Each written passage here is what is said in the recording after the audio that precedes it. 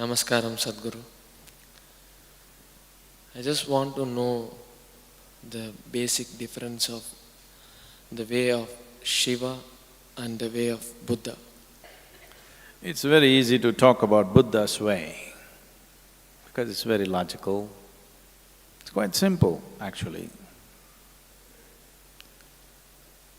And it's very long drawn-out process. Generally, the methods that Gautama gave to people were always a question of a few lifetimes. You can clearly see this today. The Buddhists are always talking about this, particularly the Tibetan Buddhists, who are the best-known Buddhists in the world today for whatever political reasons.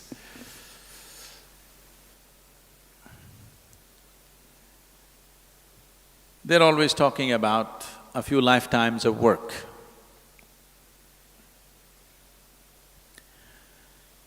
So if you have that kind of patience, that you're willing to work for a few lifetimes, Gautama's ways are very efficient, very logical, scientific, step-by-step process that one can take, because this is a path of awareness.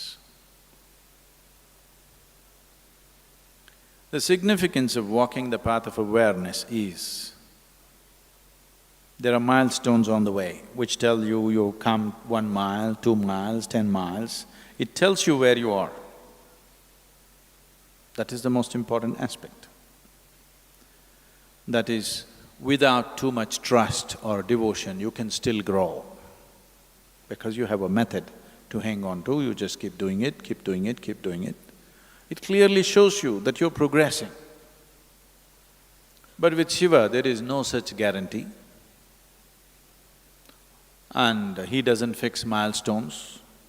You don't know whether you're going forward or backward. But you're going somewhere, that's all you know. It's like falling into a bottomless pit. That sounds terrifying.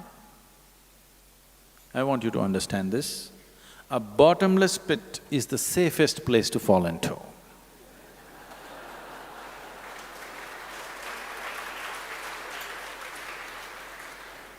A pit with a bottom is dangerous. A bottomless pit is absolutely safe. Your life is done. If you just jump into it, it's done, simply you fall. If you ever do… has anybody done skydiving? You did? So, if you have a free fall, then if you do not open your parachute for a few thousand feet, you don't know whether you're going down or going up, nothing, it just feels like you're floating around and it's wonderful. Only when you look down, the damn planet is coming at you at a tremendous speed. If this planet is taken off, this is a great experience. Only if you look down, it's just coming at you at tremendous speed. That's the only problem. Falling is… don't understand the falling as a negative thing. Falling is a great thing. Did you ever fall in love? Only when you hit the bottom, then it gets bad. If you fell into your bottomless pit, then there is no problem. So Shiva is a bottomless pit. His methods are very different.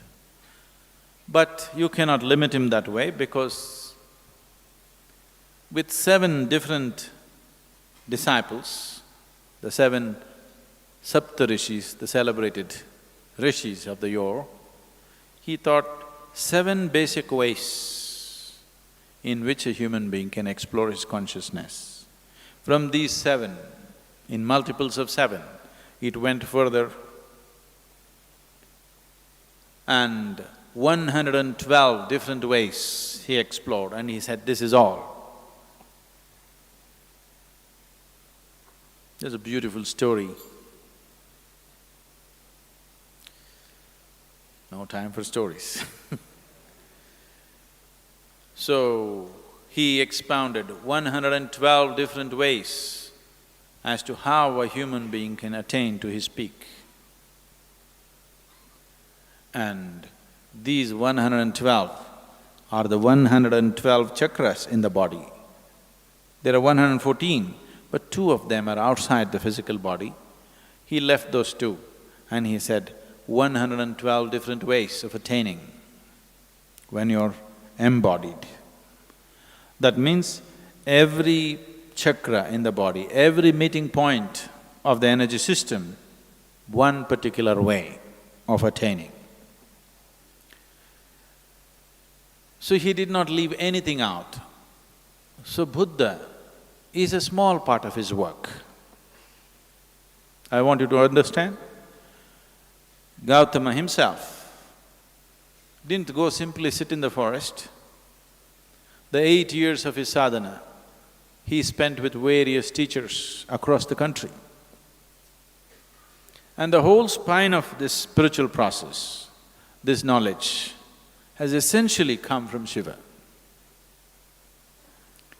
Wherever it is, whichever part of the world it is, the basic spiritual process comes from this spine, and it's been taken to different parts of the world in so many different forms. They look so different because these 112 different ways look absolutely different from one another. So what is the difference between Shiva and Buddha is not an appropriate question. Which aspect of Shiva did Buddha explore? He explored the path of awareness, which is one aspect. It's very unidimensional, but the significance of Gautama Buddha is, he's very scientific, clinical. He appeals to the logical mind. But he's like… He also said like this, many times he was an ascetic, he just sat, unmoving. But many times he was mad, dancing, drunk. He was in all kinds of states because he didn't limit himself to any particular dimension. He just explored every aspect of life. So what you call as Buddha's way is just one aspect of these 112 different ways. And so many others have brought so many other aspects, but individual ways.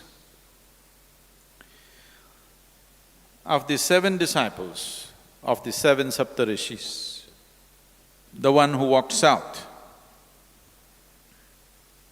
South means anything south of Himalayas is south.